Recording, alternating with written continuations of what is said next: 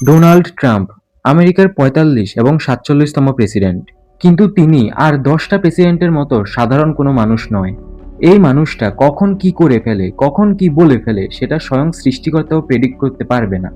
Even ট্রাম্পের সাথের কর্মকর্তারাও ভয়ে ভয়ে থাকে যে কোন সময় এই বেটা পরমাণু বোম মেরে পুরো পৃথিবী ধ্বংস করে দেয়। ট্রাম্প সবাইকে বলে বেড়ায় যে আমি বিশ্ব শান্তি প্রতিষ্ঠা করব, বিশ্বকে শান্তিতে একদম ভরে দেব। কিন্তু বাস্তবে সে ক্ষমতায় আসার পর থেকে পুরো বিশ্বের হাল একদম বেহাল হয়ে আছে।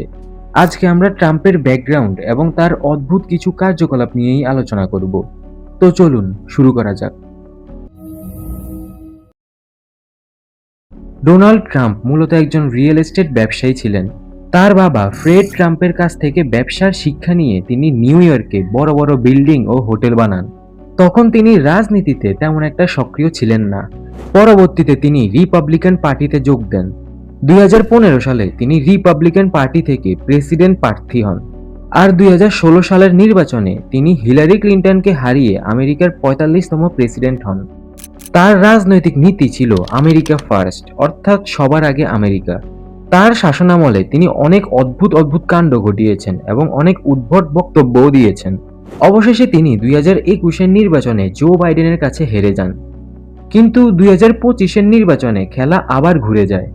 নির্বাচনের কিছুদিন আগে ট্রাম্পকে গুলি মেরে হত্যা করার চেষ্টা করা হয়েছিল, কিন্তু শুটারের টার্গেট অনেক কাঁচা ছিল, তাই ট্রাম্প বেঁচে যান। আর বিশ্ব শান্তি প্রতিষ্ঠার জন্য আমেরিকার জনগণ তাকে আবার নির্বাচিত করে। ক্ষমতায় আসার পর ট্রাম্প এমন এমন কাণ্ড ঘটিয়েছে যা ইতিহাসে বিরল। প্রত্যেকটি দেশের উপর নিজের ইচ্ছে মতো ৫০% ট্যারিফ, ৭৫% ট্যারিফ এবং ১০০% ট্যারিফ পর্যন্ত দিতে শুরু করে। আবার ইচ্ছে হলেই ট্যারিফ কমিয়ে দেয়, আবার বাড়িয়েও দেয়। হুট করে বিশ্ব স্বাস্থ্য সংস্থা থেকে বের হয়ে যায়, হুট করে গুঞ্জন উঠায় যে ন্যাটো থেকে বের হয়ে যাবে, জাতিসংঘ থেকে বের হয়ে যাবে। এক কথায় মাথা কোনো ঠিক নেই। কোনো দেশে যুদ্ধ লাগলেই সেখানে ঢুকে পড়ে আর বলে আমি এই যুদ্ধ থামিয়েছি, তাই আমাকে শান্তিতে নোবেল দেওয়া উচিত। এসব ছাড়াও আমেরিকায় বাস করা ইমিগ্রেন্টদের উপর এক প্রকার অত্যাচার শুরু করেছে ট্রাম্প। ইমিগ্রেন্টদের ঘর থেকে উঠিয়ে নেয়, রাস্তা থেকে উঠিয়ে নেয়, আবার আন্দোলন করতে গেলেই পুলিশের ডিরেক্ট অ্যাকশন শুরু হয়ে যায়। এছাড়াও ট্রাম্প ইরানের ধর্মীয় নেতাকে নিজ বাসভবনে বিমান হামলা করে মেরে ফেলেছে। ভেনেজুয়েলার প্রেসিডেন্টকে হুট করে তার বাসা থেকে কিডন্যাপ করে আমেরিকায় নিয়ে এসেছে। মানে সিরিয়াসলি পুরো পাগল একটা মানুষ। ইরান ইসরায়েল যুদ্ধের সময় ইরান যখন হরমুজ প্রণালী, অর্থাৎ যে রাস্তা দিয়ে বিশ্বের ৩০% তেল বিভিন্ন দেশে যায়, সেই রাস্তাটি বন্ধ করে দেয়, তখন ট্রাম্প ওপেনলি গালি দিয়ে ইরানকে রাস্তা খুলতে বলে। তাছাড়া কিছুদিন আগে ট্রাম্প জাপানের প্রধানমন্ত্রীর সাথে প্রেস কনফারেন্সে ছিল।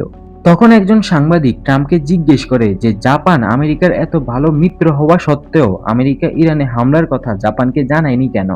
তখন ট্রাম্প জাপানের প্রধানমন্ত্রীর সামনে বলে যে আমরা সবাইকে সারপ্রাইজ দিতে চেয়েছিলাম, আর সারপ্রাইজ সম্পর্কে জাপানের থেকে ভালো কে জানে। মানে সিরিয়াসলি সে ১৯৪৭ সালে আমেরিকা হঠাৎ জাপানে যে পরমাণু হামলা করেছিল সেটাকে মিন করেছে, তাও জাপানের প্রধানমন্ত্রী তার সামনে বসা অবস্থায়।